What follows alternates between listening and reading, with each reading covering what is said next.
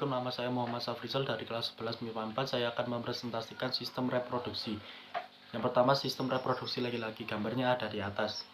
Yang pertama, penis berfungsi sebagai saluran kencing atau urine sekaligus tempat keluarnya sperma. Yang kedua, skrotum berperan untuk menjaga suhu testis agar sesuai untuk memproduksi sperma. Yang ketiga, testis adalah alat kelamin bagian dalam.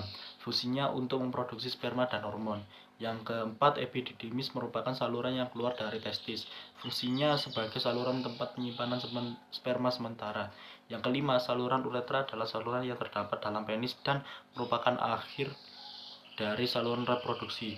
Yang keenam, kelenjar prostat terletak di bawah kandung kemhin. Fungsinya adalah menghasilkan cairan yang bersifat asam. Yang ketujuh, kelenjar Cowper menghasilkan lendir dan cairan bersifat basah. Fungsinya adalah untuk melindungi sperma dengan cara menetralkan urine yang memiliki pit asam yang tersisa dalam uretra. Yang kedua, sistem reproduksi wanita. Gambarnya ada di atas. Yang pertama, vagina. Vagina berfungsi menjadi jalan keluar darah saat menstruasi, jalan lahir bayi, serta jalan masuk sperma menuju rahim. Yang kedua, ovarium. Ovarium berfungsi untuk memproduksi hormon seperti estrogen, progesteron, dan ovum yang biasa disebut sel telur. Yang ketiga, tuba falopi berfungsi untuk mengangkut ovum dan membawanya ke dalam infundibulum menuju rahim. Yang keempat, rahim berfungsi untuk memberi makan dan menampung sel telur yang telah dibuahi sampai menjadi janin. Yang kelima, leher rahim berfungsi memproduksi lendir atau mukus. Yang ketiga, siklus menstruasi. Siklus menstruasi dibagi menjadi 4 macam. Yang pertama, fase menstruasi.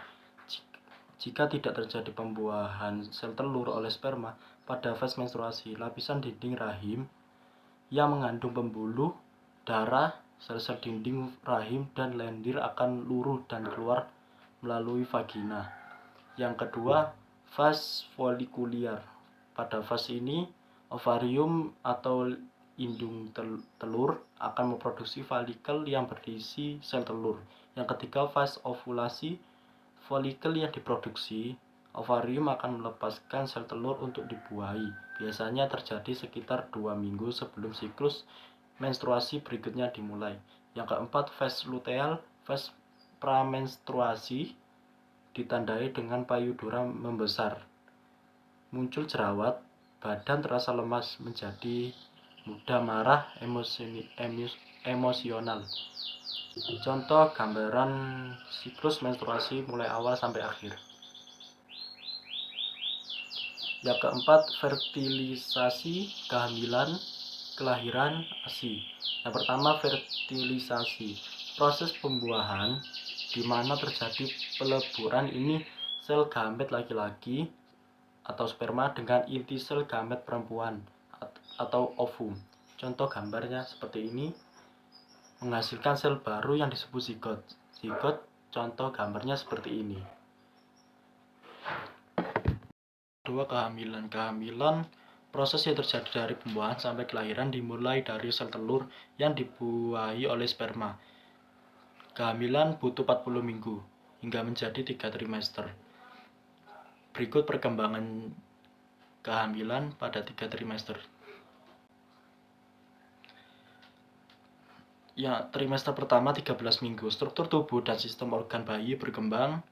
Kebanyakan keguguran dan kecacatan lahir muncul di periode ini. Trimester kedua 14 sampai 26 minggu tubuh bayi terus berkembang dan merasakan pergerakan pertama bayi. Trimester ketiga 27 minggu sampai 40 minggu bayi berkembang seutuhnya. Yang keempat, kelahiran. Kelahiran umumnya terjadi di antara minggu ke-37 sampai 42. Tahapan melahirkan dimulai dengan kontraksi otot rahim, diikuti dengan pembukaan leher rahim atau serviks secara bertahap. Setelah itu, otot panggul ibu akan mendorong bayi dan plasenta keluar melalui vagina. Yang kelima, ASI. Hormon prolaktin mendorong alveoli sebagai tempat untuk memproduksi ASI untuk mengambil protein, gula, dan lemak dari darah ibu. Yang kelima, gangguan sistem reproduksi. Gangguan sistem reproduksi pada laki-laki.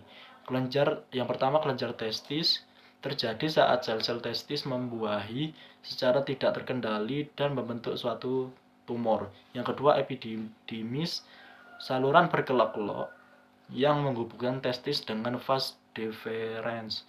Yang ketiga, hernia, sebagai usus terdorong menembus dinding abdominal dan masuk ke selangkangan atau skrotum. Gangguan sistem reproduksi pada wanita ada dua. Yang pertama, tumor ovarium, suatu massa sel di bagian abdomen dan seringkali menimbulkan rasa nyeri. Yang kedua, kista ovarium, suatu kantong yang berisi bahan cair atau semi padat yang tidak bersifat kanker. Yang keenam, KB, keluarga berencana.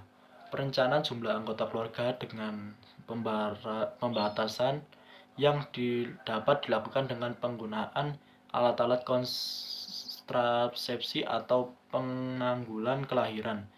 Tujuannya itu yang pertama, meningkatkan jumlah penduduk untuk menggunakan alat kontrasepsi. Yang kedua, menurunnya jumlah angka kelahiran bayi. Yang ketiga, meningkatkan kesehatan keluarga berencana dengan cara penjarangan lahiran. Yang kedua, metode kontrasepsi. Metode kontrasepsi dibagi menjadi 5 macam. Yang pertama, metode penghalang. Menggunakan alat-alat kontrasepsi seperti kondom, femidom, diafragma atau cervical cup. Yang kedua, metode hormonal. Penunda ovulasi dan kehamilan dengan menggunakan hormon sebagai patokannya. Yang ketiga, metode pencegahan implantasi dilakukan dengan memblokade implantasi, contoh IUD. Yang keempat, metode alami. Sistem kalender 3-4 hari sebelum dan 1 hari setelah ovulasi. Yang kelima, metode sterilisasi.